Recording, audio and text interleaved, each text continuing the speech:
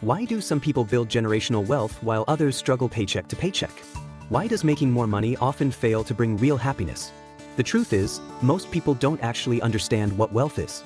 We confuse it with money, status, or material possessions. But real wealth is something else entirely. And today, we're diving deep into the Almanac of Naval Ravikant, a book that will completely change how you think about money, freedom, and happiness. This is not some generic self-help book. It's a blueprint for financial independence written by one of the smartest investors in Silicon Valley, Naval Ravikant. If you've heard of Uber, Twitter, Notion, these are just a few of the companies Naval invested in early. He's also the founder of AngelList, a platform that changed startup investing forever. But Naval isn't just about money. He's one of the rare people who understands both wealth and happiness, and how the two are connected. Making money is not something you can just do on impulse. It is a skill you must learn. At this point, you might have some doubts. What about the professional knowledge we learned in college? Can't we use that to make money? But after reading this book, I realized something shocking. The knowledge we learn in school is not the same as the knowledge needed to build wealth. The skills we learn in university only help us get a job and earn a paycheck. But that's not the same as understanding how to build wealth. Naval makes an important distinction. Wealth and money are not the same things. So what exactly is the difference between wealth and money? To understand this, we need to dig into Naval's way of thinking about wealth. Naval says, we should aim to build wealth, not just earn money or chase status.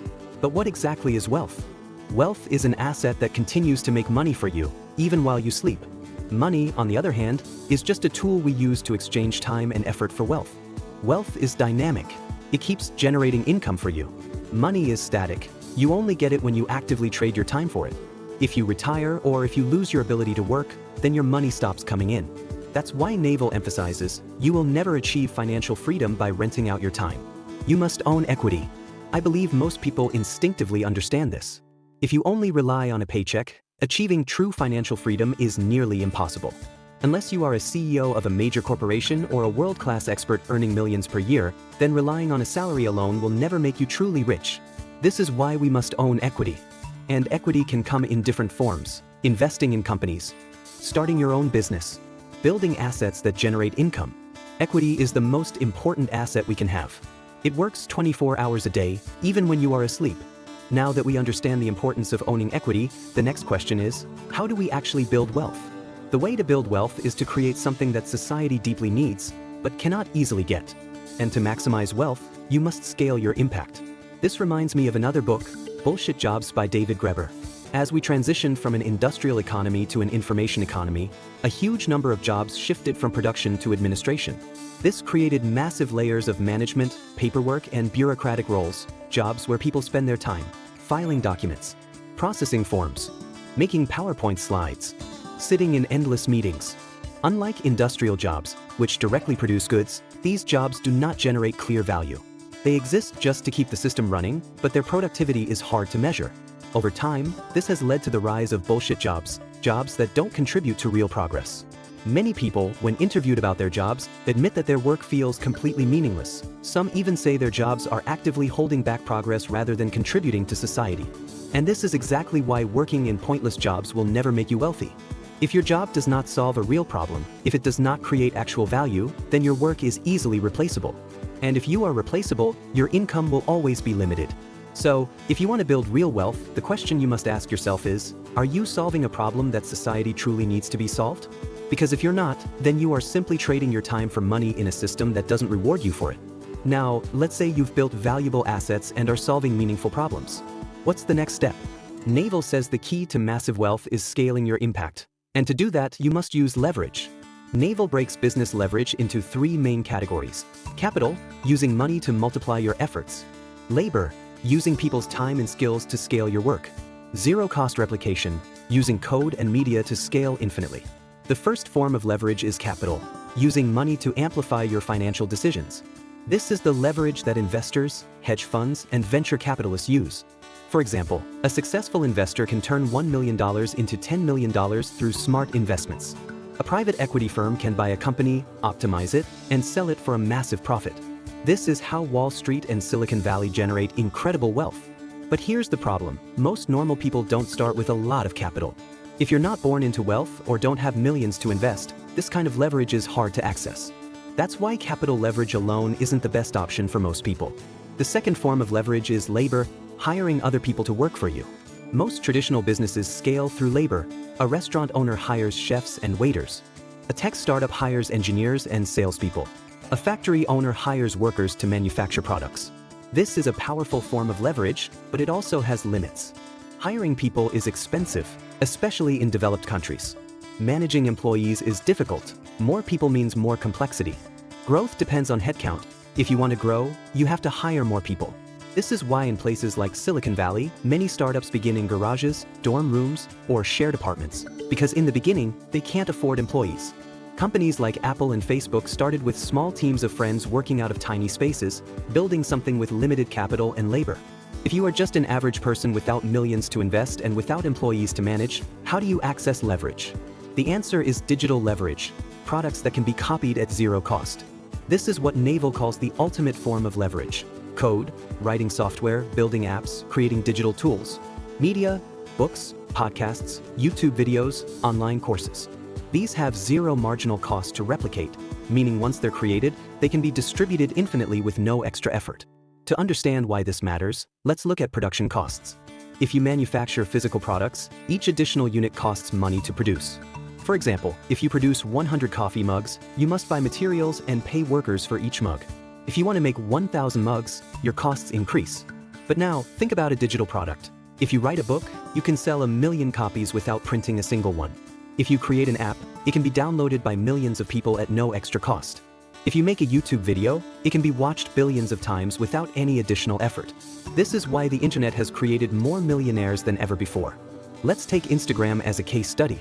When Facebook bought Instagram for $1 billion, the entire company had only 13 employees. How is that possible? Because Instagram was built on digital leverage, it was software that scaled infinitely, a media platform that grew exponentially, a product that required no extra cost for each new user. This is the power of digital leverage. It allows a small team or even a single individual to create massive value. This is also why tech startups, creators, and content businesses are thriving in the modern economy. And this same transformation is happening in every industry, including music.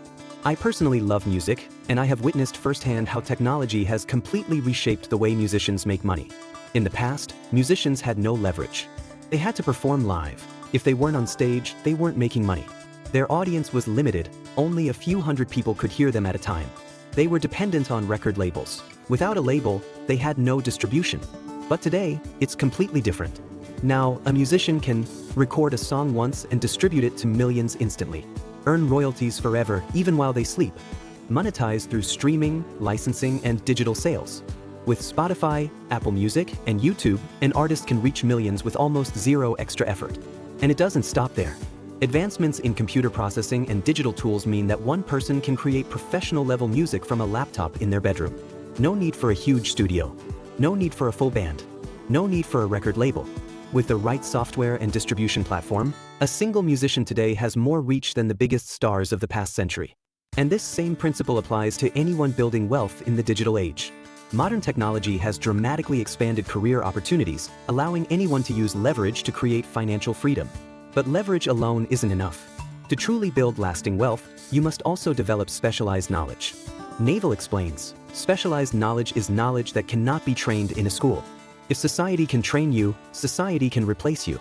Think about it. If thousands of people can learn your skill in a classroom, you are instantly replaceable. That's why traditional degrees don't guarantee wealth. True wealth comes from developing rare, valuable skills that few people have. Becoming an expert in a niche where your value is 10x higher than others. Owning a unique set of insights, experiences, or creative abilities.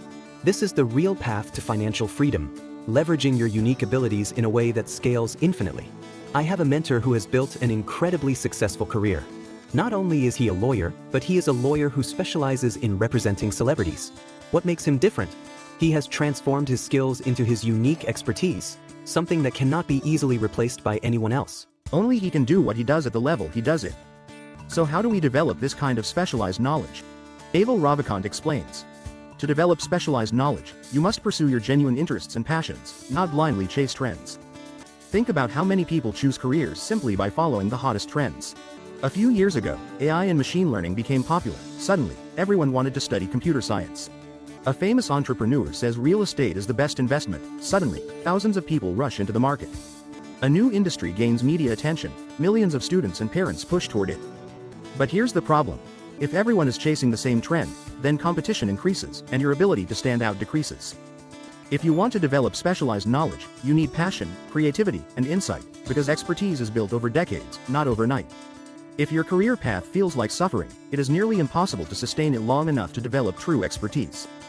This is why most people spend their lives stuck in jobs they dislike, never reaching the level of mastery that makes them irreplaceable. But for those who truly love their craft, mastery feels like play. Naval puts it this way: you can treat my work as play. I can treat play as work. I can play for 16 hours a day. If you find your work painful, you will never beat me. This is why when choosing your direction, you must follow your genuine interests. Only by combining specialized knowledge with leverage can we truly build lasting wealth. After discussing specialized knowledge and leverage, Naval introduces another critical concept: compounding. From a financial perspective, compounding means reinvesting your earnings so that they generate even more earnings over time. If you earn 10% annual returns on your investments for 30 years, your final wealth won't just be 10 or 20 times your initial capital. It could be hundreds or even thousands of times bigger. The longer you let compounding work, the more powerful it becomes. But compounding isn't just about money. Your knowledge, reputation, and trust also compound over time. Why compounding requires long-term thinking? To benefit from compounding, you must embrace long-term thinking. That means lifelong learning, constantly improving your specialized knowledge, expanding your unique skills, making yourself irreplaceable, building long-term credibility, strengthening your reputation. If you lack unique expertise, the internet will replace you instead of amplifying your impact.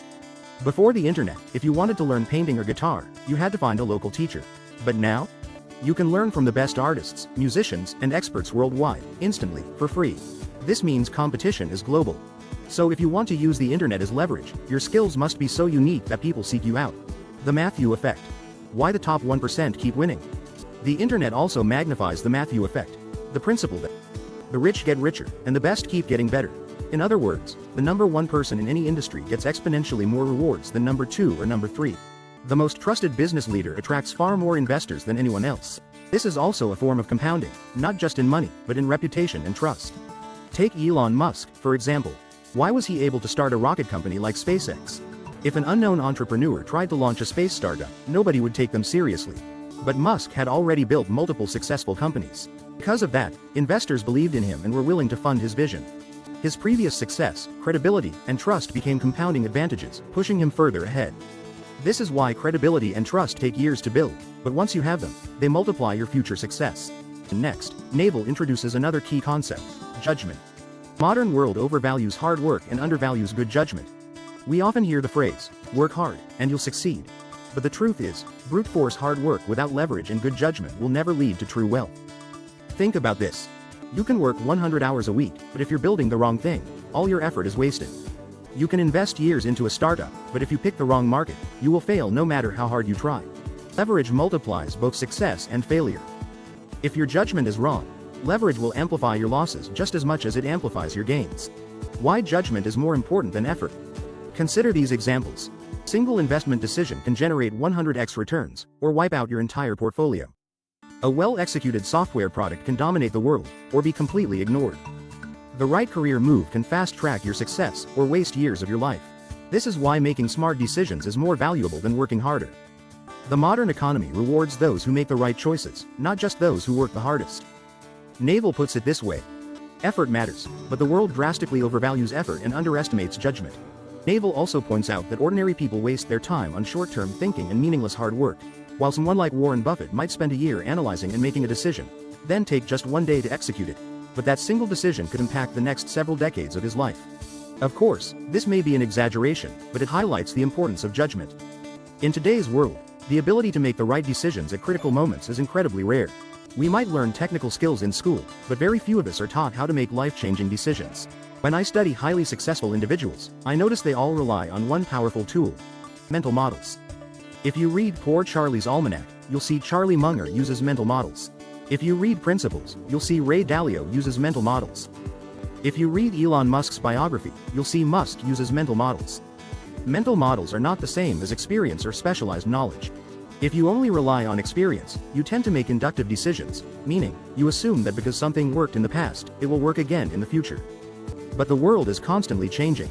This is why extracting fundamental principles from different experiences and applying them across different scenarios is the key to decision making. That's the essence of mental models. Judgment is not just important for business, it affects every part of our lives. When Naval was asked, what is the most important thing for young people to focus on? He answered, where you live, who you spend time with, and what work you do. These 3 decisions will completely shape your future. Yet, most people spend almost no time thinking deeply about them. We obsess over our daily tasks but barely consider where we should lie. We invest all our energy into work but never step back to ask if we're in the right career. The city you live in determines your opportunities, network, and environment. But how much time do people really spend considering where to move? And when it comes to relationships, we often rush into commitments without truly evaluating whether we are making the right choice. Most of us make these life-changing decisions casually, while spending years grinding at jobs we don't even enjoy. This is why judgment matters. Effort alone is not enough. If you're climbing the wrong ladder, working hard only takes you further in the wrong direction. Tactical hard work covering up strategic laziness. In other words, many people work extremely hard in the short term, but they never step back to think strategically about the long term. Beyond judgment, Naval emphasizes another essential trait for building wealth: patience. Even if you develop specialized knowledge and use leverage, success still requires time. No one knows exactly when success will come. Many factors influence when someone finally breaks through. This is why constantly worrying about timing will only lead to frustration. If you are too obsessed with short-term success, your patience will run out before you reach your true potential.